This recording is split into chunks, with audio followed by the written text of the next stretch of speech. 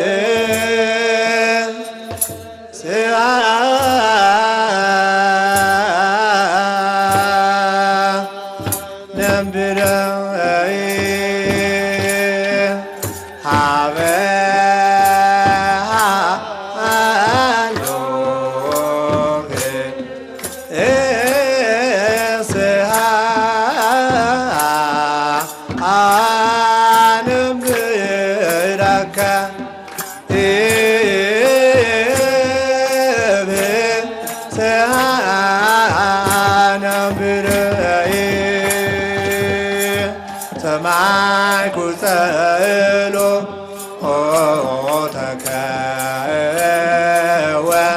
ወስእለተከ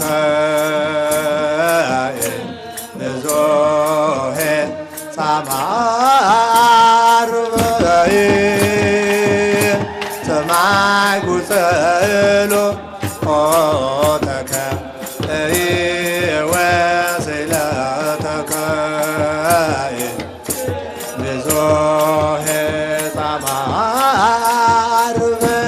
አበሃሎ ፍስሃ አነብረከ አበሃሎ ፍስሃ አነብረከ ሰማይኩ ጸሎተከ ወስእለተከ ሰማይኩ ጸሎተከ ሰማይኩ ጸሎተከ ወስእለተከ ሰማይኩ ጸሎተከ ወስእለተከ ሰማይኩ ጸሎተከ ወስእለተከ ከዚህ በመቀጠል የተከበሩ ክቡር አባታችን ሊቀ ትጉሃን ገብረ መስቀል ኃይለ መስቀል በዛሬው ዕለት በዚህ ቦታ ተገኝተዋልና እንደ እግዚአብሔር ቅዱስ ፍቃድ ከዚህ በኋላ መድረኩን ደርሶ አስረክባለሁ። ለእርሶ የሚናገሩበትን አንደበት ለእኛ አስተዋይ ልቦና እንዲያድለን ሰንተንም ደግሞ መልካም ነገር እንድንሰራ በጎን ስራ እንድንሰራ አምላካችን እግዚአብሔር ከሁላችን ጋር ይሁን። ወደ አባታችን በስመ አብ ወወልድ ወመንፈስ ቅዱስ አሃዱ አምላክ አሜን። የተከበሩ አባታችን የዚህ ታላቅ ገዳም ዋና አስተዳዳሪ፣ የተከበራችሁ ከሩቅም ከቅርብም በአጋዕዝተ ዓለም ፈቃድ በመድኃኔ ዓለም ቸርነት በድንግል ማርያም አማላጅነት በቅዱሳን መላእክት ተራዳይነት በዚህ ስፍራ የተገኛችሁ የእግዚአብሔር ልጆች እንደምን ከረማችሁ? እንኳን አደረሳችሁ። የመጥምቀ መለኮት ቅዱስ ዮሐንስ ረድኤት በረከት በሁላችን ላይ ይደርብን። ሴቶች ከወለዷቸው መጥምቀ መለኮትን ዮሐንስን የሚመስል አልተነሳም። የማቴዎስ ወንጌል ምዕራፍ 11 ቁጥር 11 ላይ ይህንን ኃይለ ቃል ታገኛላችሁ ማለት ነው። እንግዲህ ጌታችን መድኃኒታችን ኢየሱስ ክርስቶስ ሴቶች ከወለዷቸው ቅዱሳን ብዙ ቅዱሳን ተወልደዋል። ብዙ አባቶች አሉ፣ ብዙ ነቢያት አሉ፣ ብዙ ትንቢት የተናገሩ አባቶች አሉ። እንዲሁም ሊቀ ነቢያት ሙሴ ይባላል። የነቢያት ሁሉ አለቃቸው ሙሴ ነው። እግዚአብሔርን 570 ቃላትን ቃል በቃል አናግሮ ስለነበር ሊቀ ነቢያት ሙሴ ተብሏል። ለሌሎች በራእይ በሕልም እታያቸዋለሁ፣ ላንተ ግን ቃል በቃል አነጋግርሃለሁ የተባለ ነው ሙሴ። እልል በሉለት፣ ክብር ለመድኃኔዓለም። አዎ ፊቱም በርቷል፣ በእውነት እንደ ፀሐይ የሙሴ ፊት አብርቷል ይላል እና ብዙ ጸጋ የተሰጣቸው ጸጋ የበዛላቸው ብዙ ቅዱሳን አሉ። ግን ከዚህ የተለየ ስለሆነ የመጥምቀ መለኮት ቅዱስ ዮሐንስ የተለየ ስጦታ ስለሆነ ሴቶች ከወለዷቸዋል። መድኃኔ ዓለም ክርስቶስ ነው የተናገረው። ሴቶች ከወለዷቸው መጥምቀ መለኮት ቅዱስ ዮሐንስን የሚያክል አልተነሳም፣ ወደፊትም አይነሳም ብሎ ነው የተናገረው። ምናልባት በመንግስተ ሰማያት ከሁሉ ታናሽ የሆነ ለሁሉ አገልጋይ የሆነ ይበልጠዋል ይላል። አዎ ከሁሉ ራሳችንን ዝቅ በማድረግ ራሳችንን በማዋረድ በትህትና መቅደም ይቻላል ተብሎ እዛው ላይ ተመዝግቦ ታገኙታላችሁ። እናቶቼ፣ አባቶቼ፣ እህቶቼና ወንድሞቼ ሁላችሁም እንግዲህ ለምን እንዲህ አለ የሚለውን እጥር አድርጌ ልንገራችሁ። ለምን እንዲህ አለ? ከመጀመሪያው ከጽንሰቱ ጀምራለሁ። የሉቃስ ወንጌል ምዕራፍ 1 ቁጥር 39 ላይ ተመልከቱ። ለዘካርያስ ካበሰረው ከ6 ወር በኋላ ነው ለእመቤታችን ያበሰራል። ስለዚህ በ6ኛ ወር ይላል ቁጥር 26 ላይ በ6ኛ ወር ማለት ዮሐንስ በተጸነሰ በ6ኛ ወር ወደ እመቤታችን መልአኩ ቅዱስ ገብርኤል ተልኳል። ደስ ይበላሽ፣ ክብር ለመድኃኔዓለም ይሁን። መቼም እግዚአብሔርን በሚፈሩ በሰዎች ዙሪያ እግዚአብሔር መልአክ ይሰፍራሉ ያድኗቸውማል ነው ያለው። እግዚአብሔርን ከፈራችሁ በመላእክት ትጠበቃላችሁ። በመላእክት እሾክ እንዳይወጋችሁ፣ እንቅፋት እንዳይመታችሁ፣ ችግር እንዳይገጥማችሁ እግዚአብሔር በመልአክ ይጠብቃቸዋል። ደስ ይበላችሁ፣ ክብር ለመድኃኔዓለም ይሁን። ለዚህ ነው ቅዱስ ገብርኤል በ6ኛ ወር መጣና ለእመቤታችን እነሆ ከዘመዶችሽ መካከል አክስትሽ የእናቷ እህት ናት አክስትሽ እነሆ ኤልሳቤጥ ጸንሳለች፣ ይህ ወርም 6ኛ ወር ነው ብሎ ነገራት። ደስ ይበላችሁ። እግዚአብሔር ይመስገን። ይህ 6ኛ ወር ነው። መካን የነበረችው አሮጊት የነበረችው በቃ አበቃች ተብላ የነበረችው አክስትሽ እነሆ ጸንሳለች፣ ወንድ ልጅ ጸንሳለች አለ ብሎ ነገራት። ይህንንም መረዳት ትችያለሽ፣ ሄደሽ ማየት ትችያለሽ ብሎ መጋቢት 29 ቀን አበስሯት ነበርና እመቤታችንም ይህንን ለመረዳት ወደ ኤልሳቤጥ ስትሄድ በር ገና ቆማ ሰላም ለዚህ ቤት ይሁን ስትል እመቤታችን ድምፅ በጆሮዋ ከቤት ገባ። የተሳሳትንበትን የወደቅንበትን ያንን ድምፅ የሰማችው ሔዋን የመጀመሪያው ድምፅ የሰይጣን ድምፅ ነበር። እናንተን እግዚአብሔር ይጠብቃችሁ። አምላክ ትሆናላችሁ ብሎ የነገራት ሰይጣን ነበር። እናንተ ሰዎች በእውነት ዛሬ ጆሮአችሁን ልትጠብቁ ያስፈልጋል። ስለዚህ ሔዋን የሰማችው ነገር 5500 ዘመን ሞት አመጣ። የሰይጣን ድምፅ ከመስማት አድነን በሉ። አሁን እግዚአብሔር ደግሞ የድህነቱ ጊዜ ሲመጣ፣ የሰላሙ ጊዜ ሲመጣ፣ የረፍቱ ጊዜ ሲመጣ፣ የይቅርታው ዘመን ሲመጣ ድንግል ማርያም የመልአኩ የቅዱስ ገብርኤል ድምፅ ሰማች። ደስ ይበላችሁ። ክብር ለመድኃኔዓለም።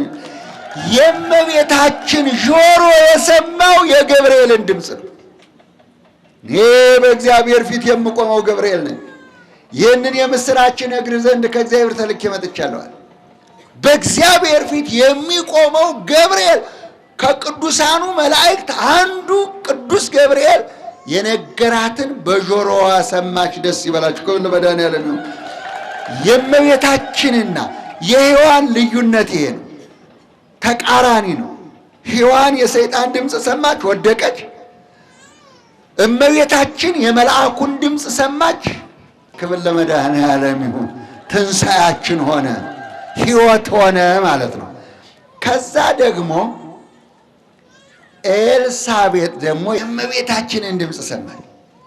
ሮጣ ወጣች። ሰላም ለዚህ ቤት ይሁን ስትል ሮጣ ወጣችና እንዲህ አለ፣ እነሆ በሉ እስቲ ሁላችሁ የሰላምታሽ ድምፅ በጆሮዬ በመጣ ጊዜ ጽንሱ በሆዴ ዘሏል አለቻት። ክብር ለመድኃኔዓለም ይሁን። የማንን ድምፅ ሰምቶ ዘለለ ቅዱስ ዮሐንስ? አረ ንገሩኝ። አያችሁ፣ ተመልከቱ። አሁን በኤልሳቤጥ ጆሮ የገባው የእመቤታችን ድምፅ 6 ወር የሆነውን ጽንስ መጥምቀ መለኮት ቅዱስ ዮሐንስ የሚያጠምቀው ቅዱስ ዮሐንስ ተነስቶ በ6 ወሩ እናቱ ማህፀን ሆኖ ወደ ዘለለለት። ደስ ይበላችሁ። ክብር ለመድኃኔዓለም። ይሄ በወንጌል ተጽፏል። በ6 ወሩ ለአምላኩ ለጌታ ለኢየሱስ ክርስቶስ የሰገደ መጥምቀ መለኮት ቅዱስ ዮሐንስ ነው። ደስ ይበላችሁ። ክብር ለመድኃኔዓለም። ይሄ ነው በእውነት እግዚአብሔር ይመስገን። ይሄ የመጀመሪያው ነው። ሁለተኛው ልዩ የሚያደርገው ደግሞ እንግዲህ ሴቶች ሲወልዱ ማርያም ማርያም ማርያም ይባላል።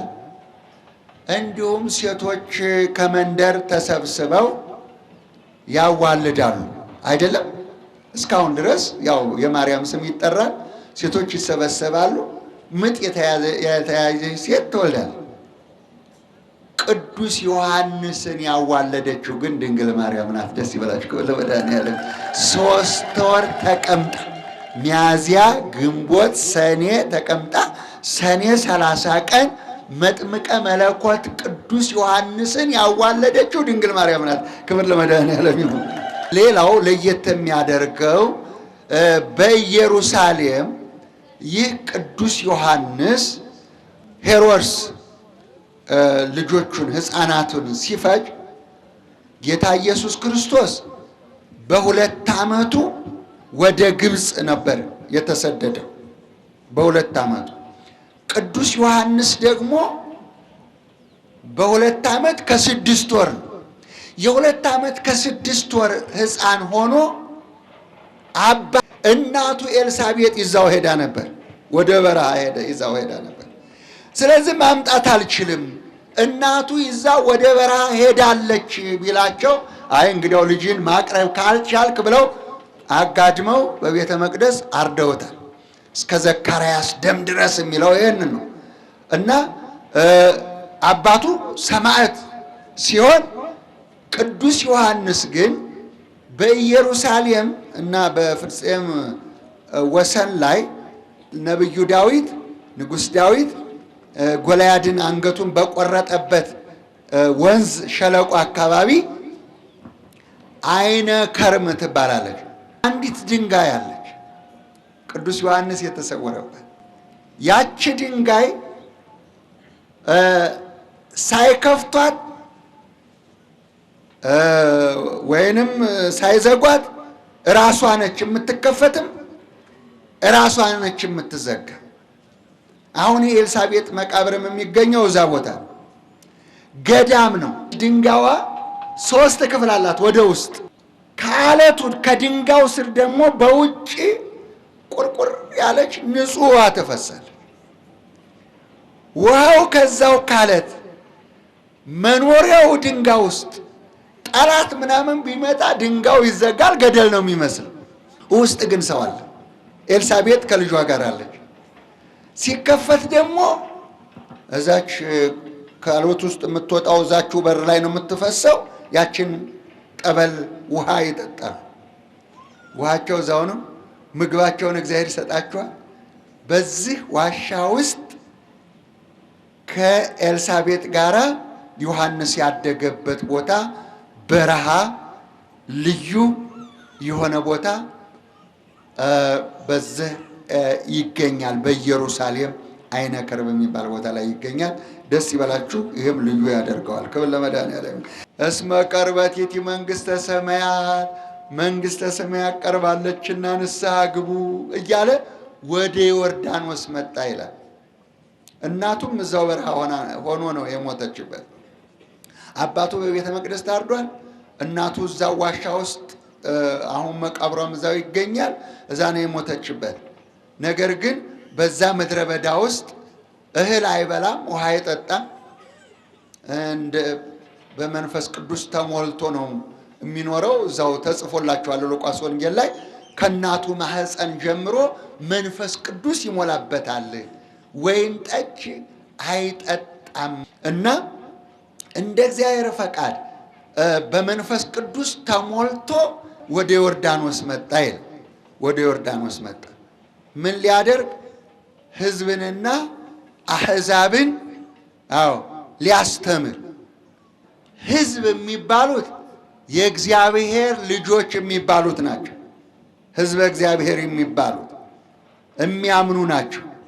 አሕዛብ የሚባሉት ምንም አይነት እምነት የሌላቸው አሕዛብ ማለት ነው። ምንም አይነት እምነት የሌላቸው እና እነዚህን ሊያስተምር ወደ ዮርዳኖስ መጣ ይላል። ያን ጊዜ በዮርዳኖስ እያስተማረ እዛ እያጠመቀ ቀራጩም፣ ወታደሩም፣ ነጋዴውም ሁሉም መጥቶ በዮሐንስ እጅ ተጠምቋል። ደስ ይበላችሁ። ክብር ለመድኃኔዓለም። ሁሉ ኃጢአተኛ የተባለውን በዮርዳኖስ ውሃ እያጠመቃቸው ቀራጮችንም እንዲህ አላቸው፣ ከማንም ላይ በሐሰት በማጭበርበር በማንም ነገር አትርፋችሁ ግብር አትውሰዱ፣ አትቀሟቸው። ወታደሮቹን ሰራዊቶቹን ደግሞ ማንንም በሐሰት አትክሰሱ፣ በማንም ላይ ግፍ አትስሩ፣ ደሞዛችሁ ይብቃችሁ። ያመኑትን ደግሞ የተጠመቁትን 2 ልብስ ያለው አንዱን ስጡ፣ 2 እንጀራ ካላችሁ አንዱን ለድሃ ስጡ፣ መንግሥተ ሰማያት ቀርባለች እያለ ይሰብክ ነበር። ከዛ በመጨረሻው እንደ እግዚአብሔር ፈቃድና እንደ እግዚአብሔር ቸርነት ጌታችን መድኃኒታችን ኢየሱስ ክርስቶስ ወደ ዮሐንስ መጣ ይላል። እንግዲህ ኢየሱስ ክርስቶስን ያጠመቀ መጥምቀ መለኮት ቅዱስ ዮሐንስ ብቻ ነው። ደስ ይበላችሁ። ሌላ ማንም የለም። ጌታ መጣና ዮሐንስን እንግዲህ ሕዝቡን ታስተምራለህ፣ ሁሉ ታጠምቃለህ፣ እኔንም ደግሞ አጥምቀኝ አለ።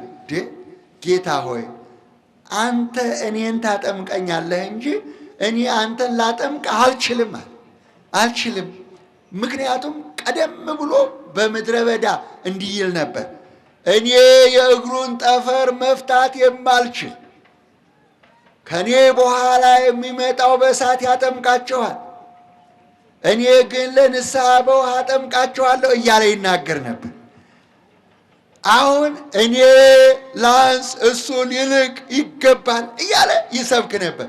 አሁን መጣና በእጅህ አጥምቀኝ ሲለው አይ እኔማ በአንተ እጅ መጠመቅ እንጂ በእኔ እጅማ አንተ አትጠመቅም አለ። አይ ለአንድ ጊዜ ተወኛል። ጽድቅን ልናስተምር ግድ ነው። ምክንያቱም ነገስታቱ፣ መሳፍንቱ፣ ሀብታሞቹ፣ እነዚህ ባለስልጣኖቹ ኑና አጥምቁን እያሉ ቄሶቹን እንዳይጎትቱ እነዚህ መሳፍንቱ፣ መኳንንቱ፣ ባለስልጣኑ ወደ ቤተ መቅደስ ወደ ቤተ ክርስቲያን መጥቶ እንዲጠመቅ ይህን ስርዓት ልንሰራ ያስፈልጋል። ስለዚህ በባሪያው እጅ መጠመቅ አለብኝ። ባሪያ ማለት አገልጋይ ካህን ማለት ነው። ለካህናቱ ስራ አሰራላቸው እንዲያጠምቁ። ከዛ በኋላ በትህትና በፍቅር ራስን ዝቅ በማድረግ ስርዓትን የዛሬዋን ቤተ ክርስቲያን ስርዓት በዮርዳኖስ የሥላሴ አንድነት ሶስትነት ምስጢር የተገለጠበት በዮርዳኖስ ጌታ ኢየሱስ ክርስቶስ ዝቅ ብሎ ሲጠመቅ ዮሐንስ በጌታ ራስ ላይ ሆኖ ሲያጠምቅ ያን ጊዜ ሰማይ ተከፈተ ይላል። ደስ ይበላችሁ። ከብለ በዳን ያለ እኔም አይቼዋለሁ ሰምቼዋለሁ ብሎ የመሰከረ ይህ ቅዱስ ዮሐንስ ነው። እነሆ ሰማይ ተከፈተ፣ የምወደው ልጄ እርሱ ነው፣ እርሱን ስሙት፣ በእርሱ ደስ ይለኛል የሚል ድምፅ ዮሐንስ ሰማ። ደስ ይበላችሁ። ከብለ በዳን ያለ ያን ጊዜ ዮሐንስ መጥምቅ እያየ በነጭ እርግብ ተመስሎ መንፈስ ቅዱስ በጌታ ላይ አረፈ። ክብር ለመድኃኒዓለም። ይሄ ሁሉ ዮሐንስ ያየው በዮሐንስ እጅ ጌታ ተጠምቋል። ይሄም ልዩ ያደርገዋል። የሥላሴን አንድነት ሶስትነት የተማረበት ጌታ ኢየሱስ ክርስቶስን ያጠመቀበት ውሃዋ ወደ ላይና ወደ ታች የሸሸችበት ተአምር ያየበት ዮሐንስ ብዙ ምስክርነት የሰጠበት ይህ ተአምር የተደረገው በመጥምቀ መለኮት ቅዱስ ዮሐንስ ነው። ለሌሎች አልተሰጠም። በፊትም አልተደረገ፣ ኋላም አይደረግ። ከዚህ በኋላም ጌታ ኢየሱስ ክርስቶስ ሰማይና ምድር ለማሳለፍ ስለሚመጣ አይደረግም፣ አይነሳም ያለው ለዚህ የመጥምቅ ዮሐንስ የጌታ ማጥመቅ ለየት ያለ ብቸኛ ያደርገዋል። ከዚህ በኋላ ነገስታትን ደግሞ ይገስጽ ነበር። ለየት ያለ ነው የእሱ መቼም ስጦታው።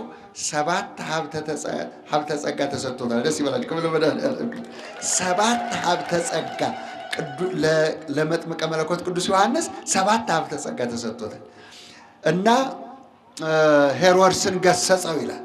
የወንድምህ ሚስት ለአንተ ልትሆን አይገባም፣ ቤተሰብን ልታገባ አይገባም ብሎ ሄሮድስን ስለገሰጸው ይላል። ንጉሱን ስለገሰጸ ወደ እስር ቤት አገባው ይላል። ከዛ በኋላ እሱ እስር ቤት እያለ የሄሮድስ ልደት ደረሰ ይላል። ልደቱን ሲያከብር የሄሮድያዳ ልጅ ዘፈነችለት ይላል። ዘፈን ዘፈነችለት። በዘፈኗ ልቡ ተነካ ይላል። ብድግ ብሎ ምን ላድርግልሽ፣ በአደባባይ ምን ላድርግልሽ፣ የመንግስት እኩሌታ ቢሆን ሰጥሻለሁ፣ ስለዚህ ምን ላድርግልሽ ስለ ቆይ እናቴን ልጠይቃት አለ። ክፉዎች ሴቶች ተጠንቀቁሽ፣ ክፉ ምክር ያጠፋል። አሁን ንጉሱ ምን ልስጥሽ ብሎኛልና ምን ልጠይቀው አለች። የመንግስቱ እኩሌታ ሳይሆን እኛ መንግስቱ በእጃችን ነው፣ ምን ያደርግልናል? ያንን ዮሐንስን አንገት ቆርጠ ስጠኝ በይው አለች። ለሰው ክፉ ምክር እንዳያመክሩሽ፣ ለልጆቻችሁ ለልጅ ልጆቻችሁ መከራት እንዳታቆይ። ክፉ ምክር ያጠፋል። ማንም ቢሆን ክፉ ምክር አትስሙ ወገኖች፣ አትበሉም፣ አትስሙ። ዮሐንስን አንገት አሁን ቆርጠ ስጠኝ፣ እዚሁ አደባባይ ላይ ቆርጠ ስጠኝ በይው አለች። ከዛ በኋላ ሄዳ የዮሐንስን አንገት ቆርጠ ስጠኝ አለች። አዘነ ይላል። ለምን? ዮሐንስ እንደ ነቢይ ያዩት ስለነበረ ህዝቡ ይወደዋል። እሱን መግደል ከባድ ነበር ለሱ በመንግስቱ ላይ ለራሱ ማለት ነው። ስለዚህ አይ እንግዲህ በዛ አደባባይ ላይ ንጉስ ነኝ ቃል ገብቻለሁ፣ ስለዚህ ቶሎ ሄዳችሁ ቆርጣችሁ አምጡ። እስር ቤት ነበር። ሄደው አንገቱን ቆርጠው አመጡና ለእናቷ ሰጧት። ከዛ በኋላስ አሁን በሰው ደም የሚደሰት ሰው አለ? በሰው ደም የሚደሰት ሰይጣን ዲያብሎስ ብቻ። ደስ አላት ዮሐንስ ተቆርጦ ሲመጣ፣ በወጭት አድርገው ራሱን ሰጧት። ከዛ በኋላ ወደ ቤተ መንግስት ሄደችና እስቲ በል አሁን ዛሬ ተናገር አለች። እስቲ ዛሬ አሁን ጩህ፣ እስቲ ዛሬ ልስማህ አለ። በመርፌ በወስፊ አይኑን እየወጋ ከዛ በኋላ መሬቷ ክፍት ብላ አንገቷ ስትቀር ዋጠች። ክፉ ሰው መጨረሻው። ከዛ በኋላ ቤተ መንግስቱ በሙሉ የወንድም ሚስት ላንተ አትገባም፣ የወንድም ሚስት ላንተ አትገባም በሙሉ ቤተ መንግስቱ ይጮሃል። ግድግዳው ጣራው በሙሉ ይጮሃል። ማን ይመልሰው? ከዛ ቅዱስ ዮሐንስ ብድግ ብሎ 6 ክንፍ አውጥቶ ወደ ሰማይ በረረ። ክብር ለመድኃኔዓለም። ከዚህ በኋላ 15 ዓመት አስተማረ። ይሄ ልዩ ያደርገዋል። የማንም ጭንቅላት ተነስቶ ክንፍ አውጥቶ ያስተማረ የለም። የመጥምቀ መለኮስ ዮሐንስ ራስ ክንፍ አውጥታ ዓለምን እየዞረች ያንንም ዓለም ሳታይ ሴትየዋ ሞተች። ሄሮድስም የእግዚአብሔር መልአክ መጥቶ ጎኑን ወጋው፣ በቁሙ ሸቶ ገምቶ ሞተ ይላል ሐዋርያት ሥራ ላይ አንብቡት። የእግዚአብሔር መልአክ ጎኑን ነካው ይላል፣ በብረት ጫፍ ነካው ይላል። ከዛ በቁሙ ታላ ይላል፣ ሸተተ፣ ሞተ። ዮሐንስ ግን ተቆርጣ ያልቀረች ለማንም ያልተሰጠ ዮሐንስ ጭንቅላት 15 ዓመት አስተማረ። ደስ ይበላችሁ። ክብር ለመድኃኔዓለም ይሁን። ከ15 ዓመት በኋላ ሚያዝያ 15 ቀን ሁለተኛውን እረፍት አድርጓል። ክብር ለመድኃኔዓለም ይሁን። ልብ በሉ፣ ሁለቴ ያረፈ ዮሐንስ ብቻ ነው። ሁሉም ጻድቅ ሰማዕት ሁሉም ያረፉት አንዴ ነው። የመጀመሪያው አንገቱ የተቆረጠበት እረፍት መስከረም 2 ቀን። አንገቱ የተቆረጠበት እረፍት መስከረም 2 ቀን።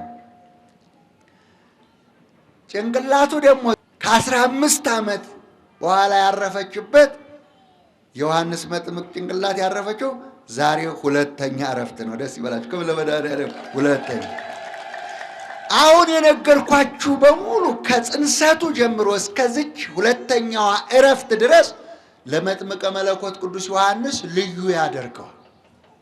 ለየት ያለ ለዚህ ነው በማቴዎስ ወንጌል ምዕራፍ 11 ቁጥር 11 ላይ ሴቶች ከወለዷቸው መጥምቀ መለኮት ቅዱስ ዮሐንስን የሚያክል አልተነሳም፣ ወደ ኋላም የለ ወደፊትም የለ ተብሎ የተጻፈለት የተነገረለት ይሄ ነው።